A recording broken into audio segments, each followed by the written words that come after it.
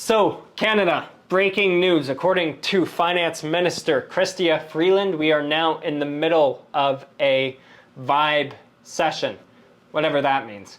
Actually, I know just the man to ask. Let's ask the Prime Minister. Puis je passerais, puis je dis, hey, comment ça va, papa? Oui, c'est vraiment le fun. Là, puis là, tu...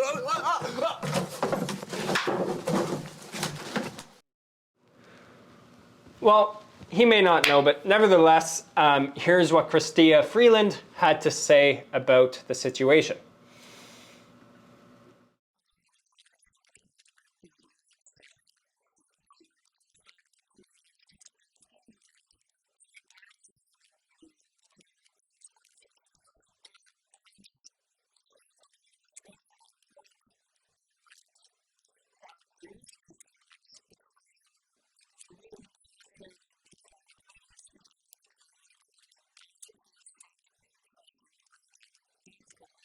Okay, so a few things to break down here. First of all, the term Vibecession was actually created and first heard by an American TikToker.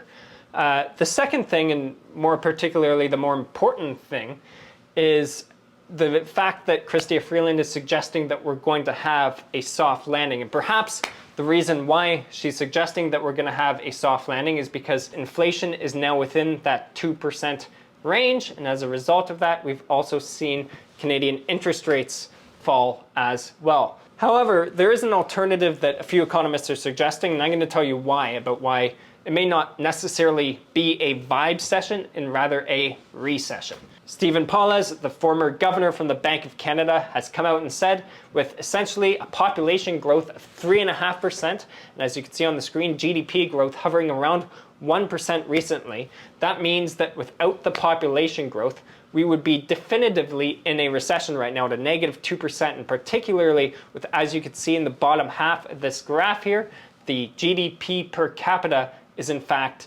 negative, and there's arguments to say that GDP won't be going up in the near future. The first thing is that the immigration that we've been seeing in Canada's economy over the last few years is now going to be coming to a halt as new immigrants into the country are going down from 500,000 to 395,000 next year and 380,000 the year after.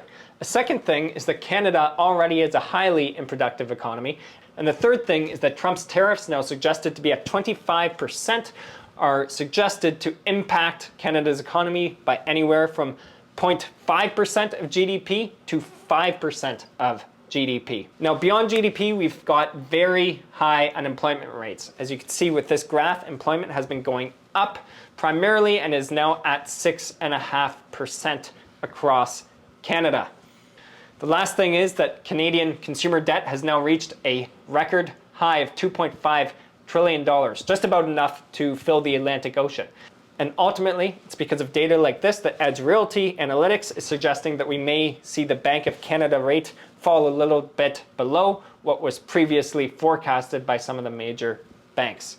Now, ultimately, what I want you to get from this video is that if, unlike the Prime Minister, you're not vibing or feeling it, there is economic reason to support why that is the case. Now, if you're interested to learn about the effect that that might have on mortgage strategy, I've got an upcoming webinar where I'm going to be discussing these topics in more depth, as well as outlining how that affects mortgage strategy, particularly if you're in Ontario. You could check out the link below.